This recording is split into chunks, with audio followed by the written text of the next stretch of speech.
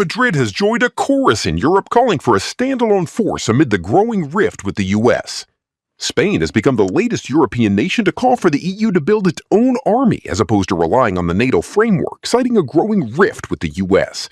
The idea itself, however, has split European NATO members, with many still viewing the US-led military bloc as a preferable defense mechanism. Whatever the outcome of those debates, most NATO nations are engaged in an accelerated militarization campaign costing hundreds of billions of dollars in the long run, citing an alleged Russian threat. EU Army origin story.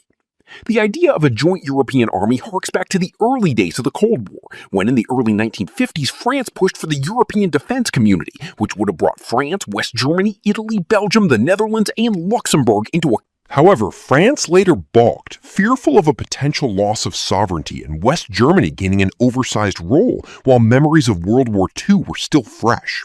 Still, under Charles de Gaulle, France was highly skeptical of NATO, seeing it as a tool for US dominance in Europe. In 1966, de Gaulle pulled France, which was struggling to cling to the remnants of its colonial empire and superpower status, out of the NATO command structure. The idea of an EU army has since resurfaced several times, most notably during the Balkan Wars and illegal bombing of the former Yugoslavia. While European leaders mostly backed the US-led strikes, the internal dissent was significant, and the campaign showed a humiliating reality for the EU. A security crisis in its own backyard was being handled mostly by the US. During the 2011 Libya intervention, it was much worse. Not only were EU powers dependent on the US doing all the heavy lifting, but the campaign also led to a European fracture. Only France and the UK coordinated the strikes with the US, while Italy was initially opposed. The EU army debate once again took center stage following the start of the Ukraine crisis in 2014. Amid tensions with Russia, bloc members ramped up military spending and drew joint procurement plans. In 2022, plans were announced to establish a UE rapid deployment capacity, a force of up to 5,000 comprised of personnel from European states, with a mandate for missions abroad. Some EU nations, however, have called for a standalone European army with wider authority, citing Washington's growing unreliability and the need for strategic autonomy. Who is in favor? Spain has become the most recent proponent of the EU army idea. On Monday, Foreign Minister José Manuel Albares made the case in an interview with Politico, saying, "We cannot be waking up every morning wondering what the US will do next. Our citizens deserve better." He added, "This is the moment of the sovereignty and independence of Europe. The Americans are inviting us to that." In a thinly veiled allusion to US President Donald Trump, Albares stressed that the EU has to be free of dependence. While his comments came amid a stark rift with the US over the Iran war, Spanish Prime Minister Pedro Sanchez called for a real European army already in February, stressing that the bloc needs it not in 10 years' time, but now, and pledged Madrid would contribute all necessary resources. In France, an EU army has long been a personal project for President Emmanuel Macron, who began calling for a true European army as early as 2018, arguing the continent could not rely solely on the US. 1 year later, he famously proclaimed NATO brain dead, also citing failure to coordinate efforts with the US. In April, Macron also stressed that the EU's objective is not to be the vassals of the US and China.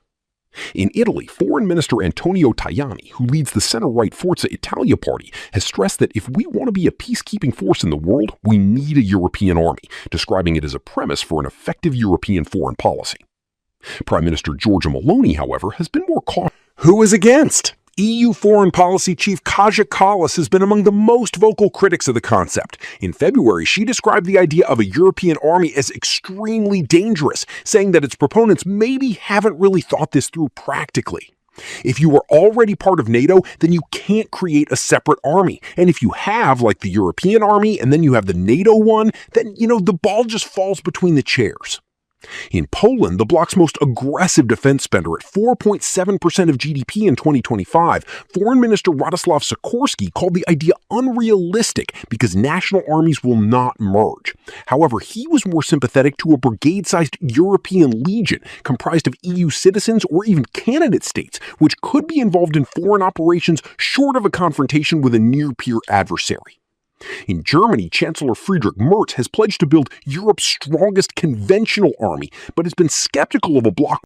The Baltic states, Estonia, Latvia, and Lithuania, have historically been among the most skeptical of EU defense autonomy, fearing it could dilute U.S. commitments. In this vein, outgoing Latvian Defense Minister Andris Spruds has called NATO irreplaceable. As for the U.S., in 2018, Trump strongly opposed the idea of an EU army, dismissing it as very insulting.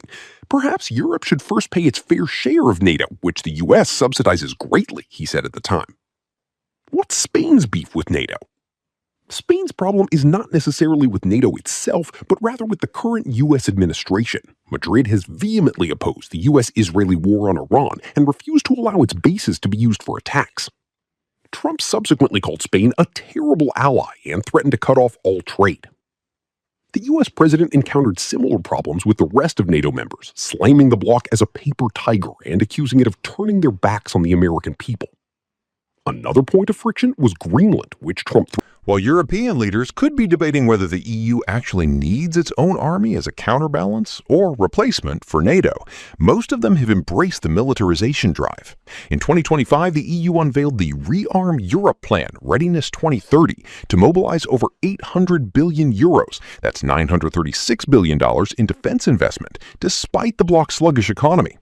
European NATO members, except Spain, have also committed to increasing their defense spending to 5% of GDP by 2035.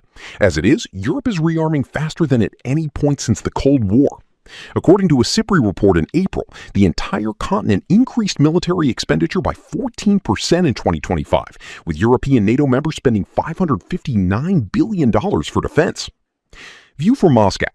Russian Foreign Ministry spokeswoman Maria Zakharova has scorned the idea of the EU army, suggesting that before undertaking such an endeavor, the bloc should tackle a litany of internal problems, including refugees, energy dependence, and lagging NATO contributions.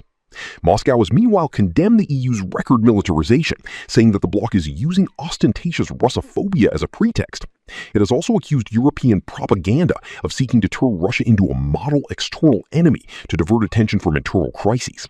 In addition, Russian officials have consistently rejected speculation that Moscow could attack European states as nonsense.